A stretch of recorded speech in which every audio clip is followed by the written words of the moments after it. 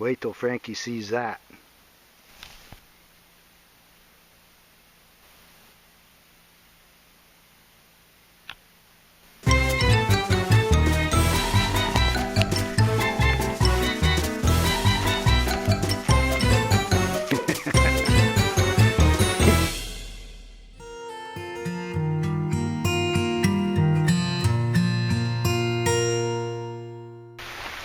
Rainy day here on the mountain today. Taking Frankie out for his stroll. The clouds blow right in. Gets real foggy. I can't even see up the road. And then it clears off just as fast as it rolls in. It's kind of cool. I've always liked it when it's foggy up here. I've really enjoyed being up here. It was a good move. Got a lot of work to do though. Get ready for winter time, and it's coming quick. Frankie's getting soaked. You would think, being such a smart dog, on a rainy day he would just get his business over with, but he dilly-dallies something wicked and he gets drenched. Hey Frankie. Up the road we go. I heard a vehicle pass by last night, which was probably my friend Tim going to his cabin. Aside from that, I haven't seen anybody up on here in about three days or so. That's the way I like it.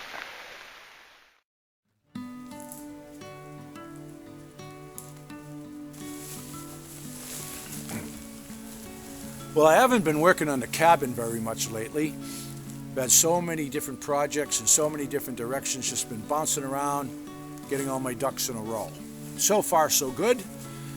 Got all my New Hampshire residency taken care of, got my New Hampshire driver's license, got the vehicles registered and inspected in New Hampshire, got all that stuff taken care of. A while ago, I was showing you all the trees in the camp yard. A lot of them right near the camp. I got narrow slots to drop them.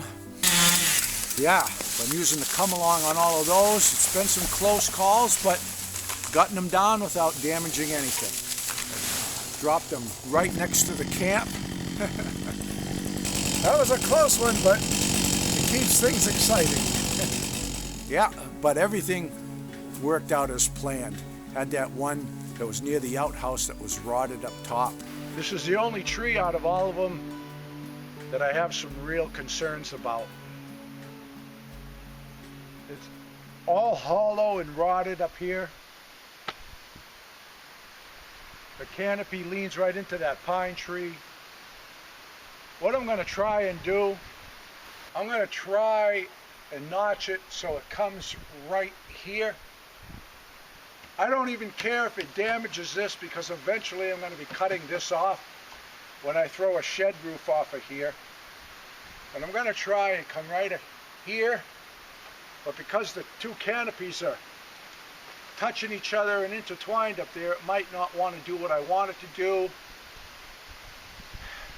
As it starts to fall, the canopies get hung up. Because it's all rotted there, it might want to break. If that happens, the top is just going to go that way. It might take the outhouse out. There's a lot of possibilities that I don't like. But if I don't take it down, eventually it's going to fall down anyway, and it's going to do so and land wherever it lands, and that's not a good thing. So hopefully we have a little bit better control over that today.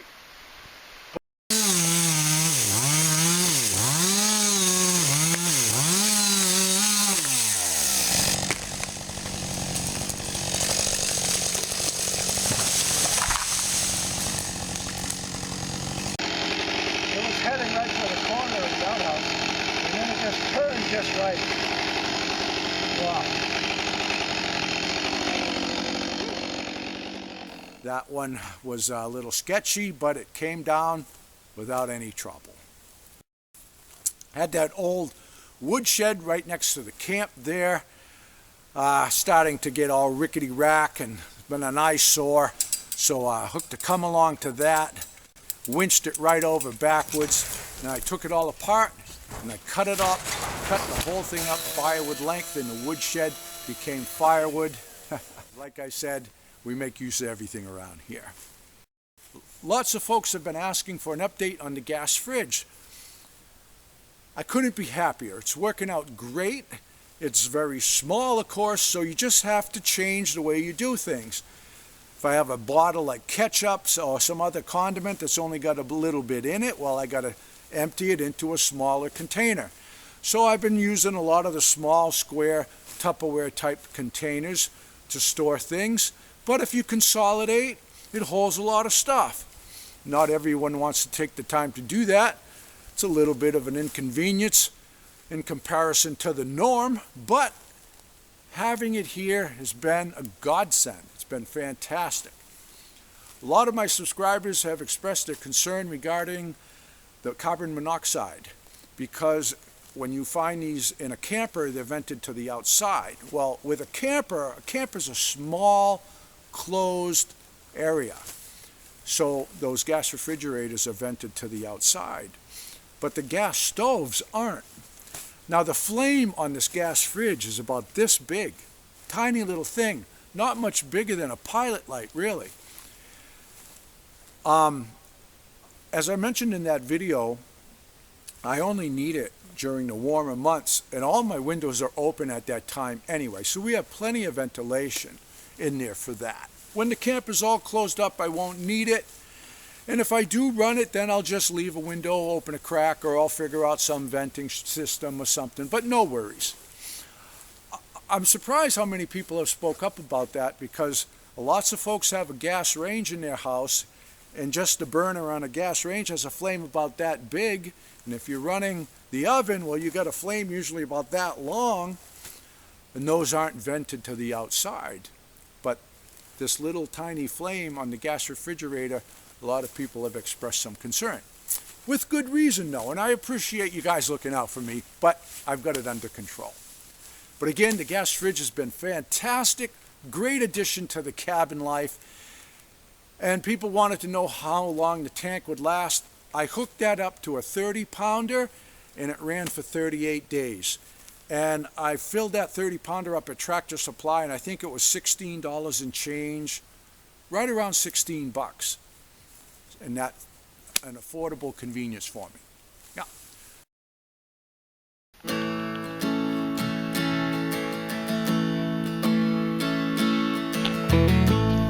Well, we're getting a good start on the firewood. This is a task I have always enjoyed. My partner enjoys it as well, but Frankie, he gets the most fun out of it. He's in the throes of life, but by definition of his own. Now, Mama says hard work deserves a refreshment, and it does, even if it is one of her girly beers. It ain't moose drool, but it'll do in a pinch. Now Frankie can make a game out of anything and bring laughter to every situation. While Mama finds another use for the wheelbarrow, so does Frankie. For him, it's a mode of transportation. That's the logic of a border collie.